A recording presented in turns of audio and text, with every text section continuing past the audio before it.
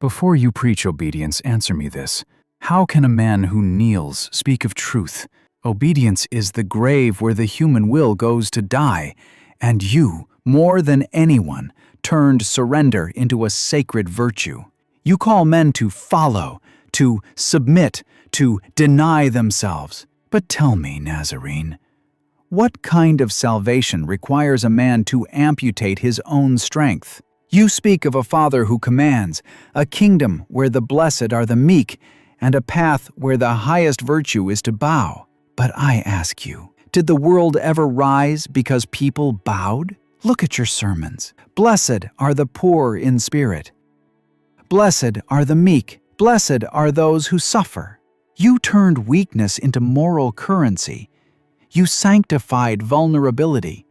You made obedience the highest pride of the trembling. And yes, I know your defenders will say you preached love, not rules. But love that demands surrender is only a softer kind of tyranny. You ask men to give up themselves so they may find life everlasting.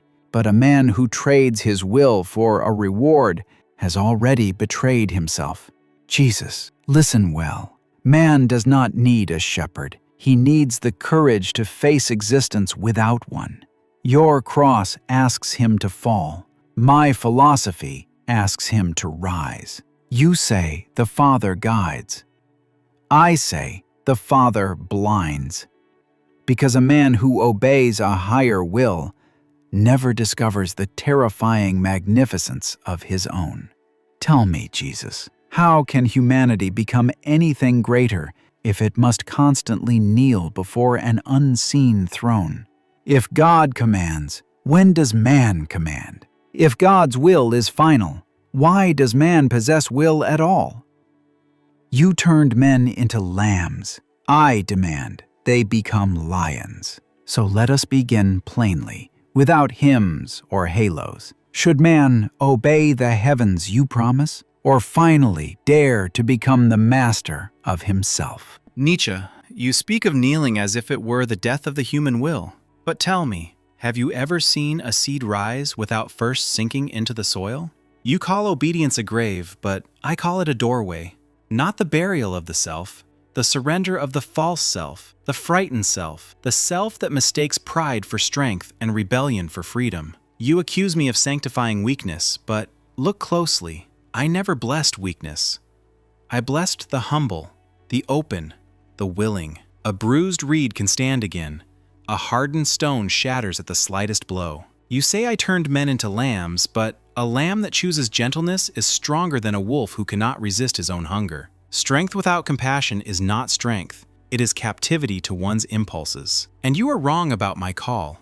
I did not tell men to amputate their strength. I told them to master it, to deny the self that enslaves them, not the self that is capable of love, courage, and truth. You say a man without a shepherd is free, but I have seen what happens to those who wander alone in the desert of their own will.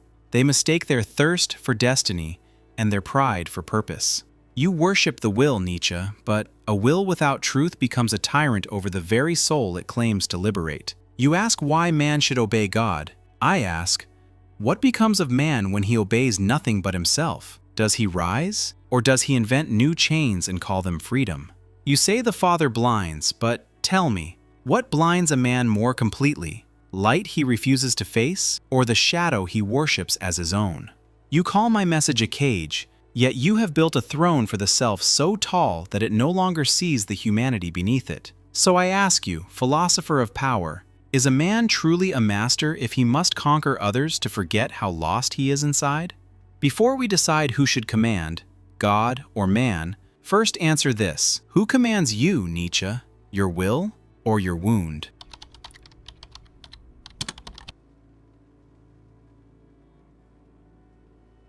Jesus, you speak of humility as strength and obedience as awakening, but these are the very chains I have spent my life breaking. You say a seed must sink before it rises, but must a man sink too? Must he diminish himself so the heavens feel taller? No, Nazarene, your metaphors are beautiful, but beauty is not truth. You bless the humble, the open, the willing. I know these people well. Their humility is often exhaustion.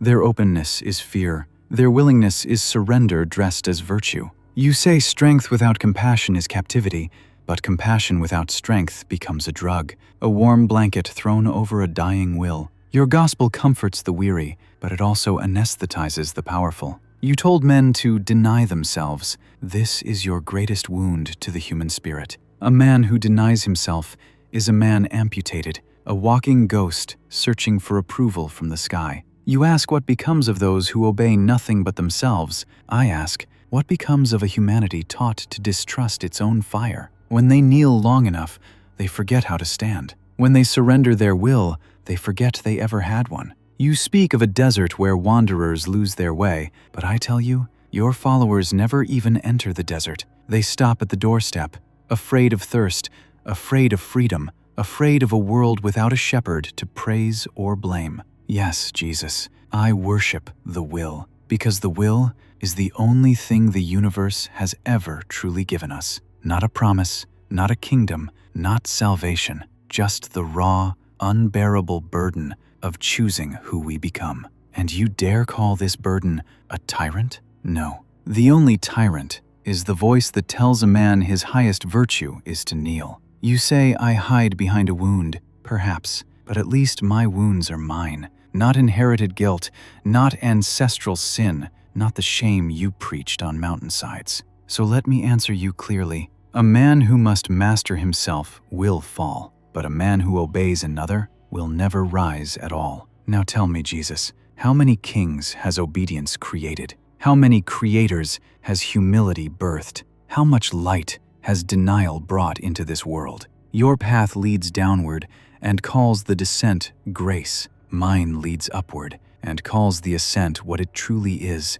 dangerous, terrifying, glorious freedom. Nietzsche, you accuse me of teaching men to distrust their fire, but I fear you misunderstand the fire itself. You speak of the will as if it were a sun that can only rise, but you ignore how many men have burned because they mistook their own flames for light. You praise the desert wanderer, the one who refuses shepherds, yet how many such wanderers ended not enlightened, but lost, violent, hollow, slaves of the very impulses they believed they commanded. You call self-denial an amputation, but tell me, is a surgeon cruel for cutting away what is killing the body? There is a self that liberates and a self that imprisons. You know this. You have written of the abyss and how staring into it reshapes a man. Did you believe that abyss lives only outside? You asked how many kings obedience has created. I ask you, how many tyrants has unchecked will created? How many strong men have built kingdoms of ashes because they rejected every voice but their own? You speak of guilt as if I invented it, but man carried guilt long before I walked the earth.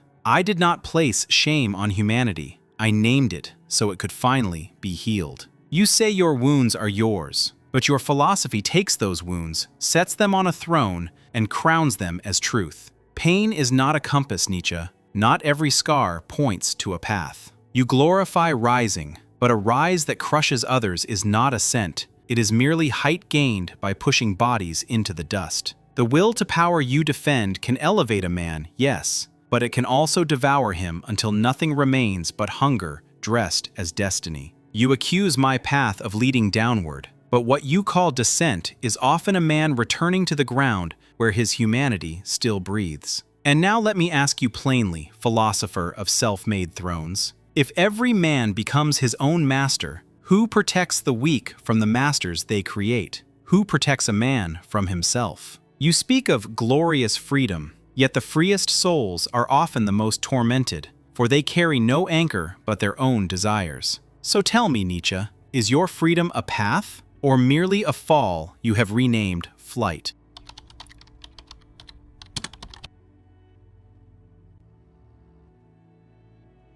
You speak of the will as if its danger invalidates its necessity. But fire is not evil because it burns. It is evil only when the weak try to control it. You warn me of wanderers who lose themselves, of men swallowed by their impulses. But is the problem the desert, or their fear of walking it without your hand? You talk of surgeons and amputations. Very well. But do you know what your gospel amputates? Not sin, not corruption. It amputates the very instinct that makes life worth living, the instinct to rise, to overcome, to carve meaning from chaos. You say guilt existed before you. True, but you took the wound and made a throne out of it. You created a morality where the broken inherit the earth, where suffering is a ticket to paradise, where weakness hides behind halos. In The Genealogy of Morals, I wrote it plainly. Your morality is the revolt of the defeated, a strategy of the powerless to chain the powerful.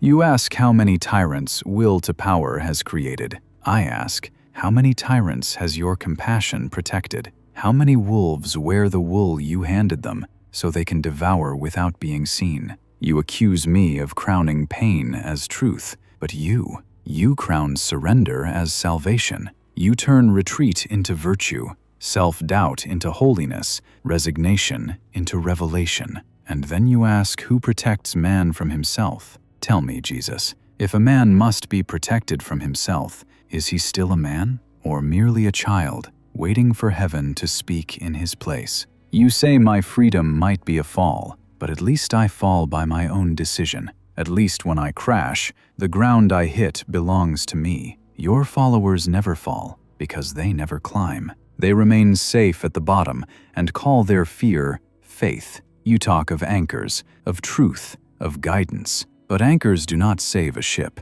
They keep it from ever learning what the sea is. So I return to what I wrote in Antichrist. The Christian rebellion against life began with you. Your path offers comfort. Mine offers creation. Your path offers forgiveness. Mine offers transformation. Your path asks man to kneel. Mine asks him to stand, even when the sky collapses. So answer me, Jesus. Why should man obey a kingdom above when he has not yet discovered the kingdom within? You speak of the instinct to rise as if it were the essence of life. But not every ascent is growth. Some are escapes from the ground one refuses to stand on. You say my gospel amputates the will, but I have seen men whose will devoured them long before any God touched them. Strength that serves only itself becomes a serpent eating its own tail, power collapsing under the weight of its own hunger. You accuse me of crowning surrender, yet look closely at the world you praise. Those who chase power without truth do not rise, they inflate, and everything that inflates eventually bursts. You speak of suffering becoming a throne in my teaching, but suffering existed before any scripture, and it will remain long after every philosophy has turned to dust. I did not glorify the wound, I showed a way to prevent it from becoming a weapon. In your genealogy of morals, you call compassion a conspiracy of the weak. But tell me, Nietzsche, is the man who refuses to crush another weak, or merely strong enough not to need victory? You condemn humility because you see only its shadows. You mistake kneeling for collapsing. There is a kneeling that comes from fear, and a kneeling that comes from clarity. You know the first well, you have never tasted the second. You say your fall is your own, that at least you crash by choice. But freedom is not the right to fall. It is the ability to walk without fearing the height. Your freedom is a cliff disguised as a path. You ask why man should obey a kingdom above before discovering the kingdom within. So listen carefully. The kingdom within cannot be found by a will obsessed with itself. A man who worships his own flame will never learn the fire that gives light without destroying. You fear that obedience diminishes humanity, but obedience to truth is not obedience to a throne. It is obedience to the part of the soul that power alone can never satisfy. So I ask you plainly, Nietzsche, if a man builds himself into a god, yet loses his capacity to love, has he risen, or has he only crowned his emptiness?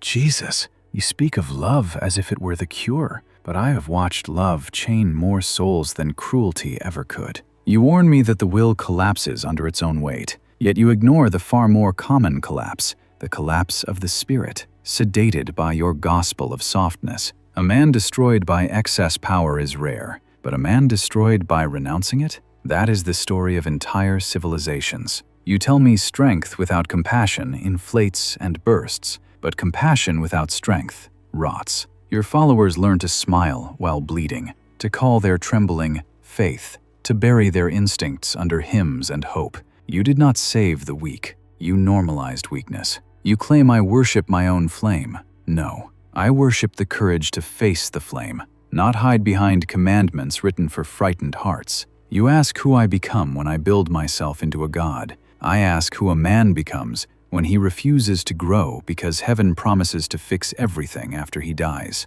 This is the sickness I named in the Antichrist. Christianity is a rebellion against life itself, a refusal to carry the burden of becoming. You say the kingdom within cannot be found by a will that loves itself. But tell me, has any man ever found it by hating himself, by kneeling, by calling his deepest instincts sin, by shrinking until he fits inside the narrow coffin your morality built? You speak of truth as an anchor, but what is an anchor if not the fear of the open sea? You want man tethered, I want him unleashed. You insist love elevates, but love, as you preach it, asks a man to break himself so the world may call him holy. Your love is a contract of self-erasure. Your forgiveness is a subtle humiliation. Your kingdom is a throne for the obedient and a cage for the strong. And now let me answer your final question. If a man loses his capacity to love while rising, then let him rise higher still, until he reaches a place where love is no longer needed as a crutch for those who fear standing alone. Jesus, you offer comfort. I offer creation. You offer salvation. I offer transformation. You offer the safety of the flock. I offer the terror and glory of becoming. So hear me clearly. I would rather burn in the fire of my own will than live forever in the shade of yours. Nietzsche, you speak of love as chains, yet every chain you fear is one you forged yourself. You say compassion rots without strength, but strength without compassion does worse. It devours the world, then devours the one who wielded it. A man who conquers everything but cannot touch another soul is not powerful, he is starving. You accuse my teaching of normalizing weakness, but what you call weakness is often simply honesty, the courage to face one's wounds instead of masking them as destiny.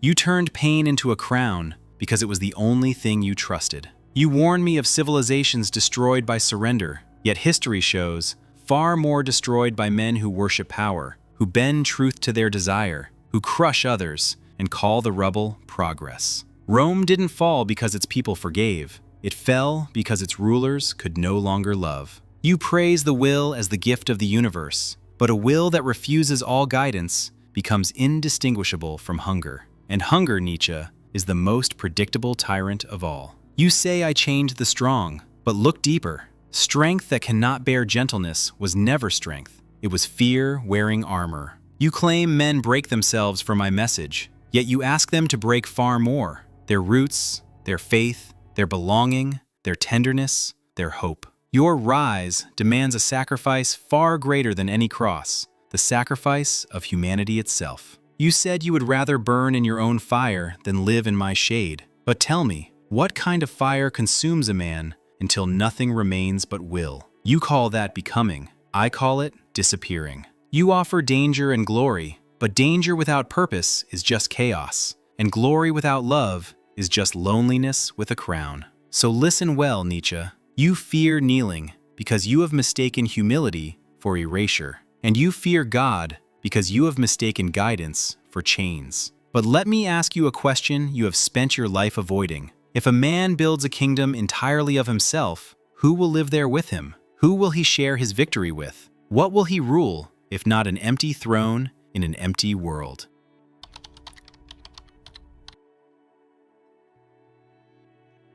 Jesus, you keep speaking of love as if it were the summit of existence, but love is often nothing more than the final refuge of those too weary to stand alone. You tell me power devours. Yes, for the weak it does, but weakness devours far more. Weakness bends civilizations, poisons morality, reshapes truth into a cradle for trembling souls who need a father to explain their suffering. You speak of honesty in wounds, but I have seen your followers embrace their wounds until they no longer remember they were meant to heal. Your gospel did not teach mankind how to rise. It taught them how to endure chains and call the endurance virtue.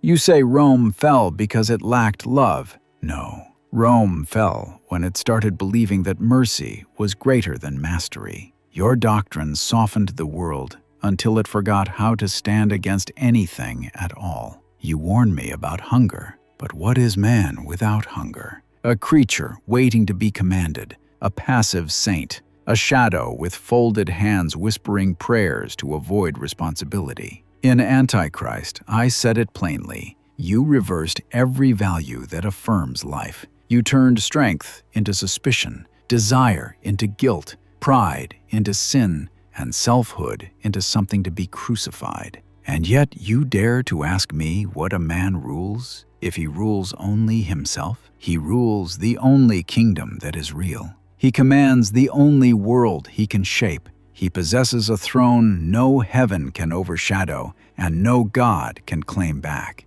But you ask him to trade that kingdom for a promise written in clouds, for a shepherd's comfort, for a love that demands he shrink to fit the outline of your perfection. You accuse me of fearing God. No, Jesus, I fear nothing outside of man. What I fear is the smallness that grows inside him when he kneels too long. And now, listen carefully. A humanity that obeys you will never become anything greater than what you imagined. A humanity that obeys itself may destroy itself, but at least it destroys itself honestly. Because I would rather witness 10,000 self-made destinies end in flame than one more generation strangled by the soft, golden rope of your salvation. So here is my final challenge, Nazarene. If your love makes men better, why do they always become smaller? Nietzsche,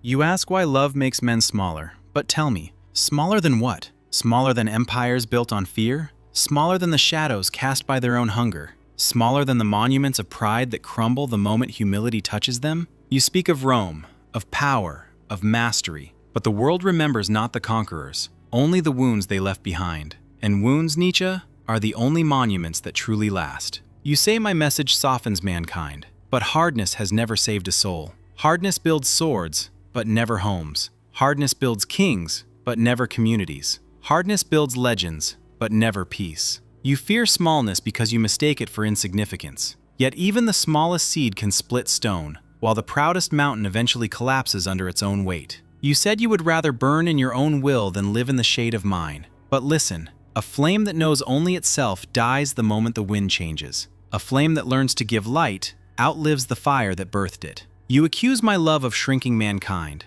but I have seen men grow so tall that their greatness was measured not by how high they ascended, but by how deeply they rooted themselves in mercy. You challenge me with the destiny of a humanity that obeys itself. Very well, but answer me this, philosopher of assent. If every man becomes a god, who will teach him how to be human? You exalt danger, I exalt purpose. You exalt the self, I exalt the soul. You exalt rising, I exalt becoming. So now, Nietzsche, let me end where you began, not with a command, but with a question. Is the man who refuses to kneel truly free, or merely afraid of what he might see if he ever bowed his head and found someone other than himself? Because sometimes, the greatest height a man can reach is the moment he realizes he is not the only one standing there.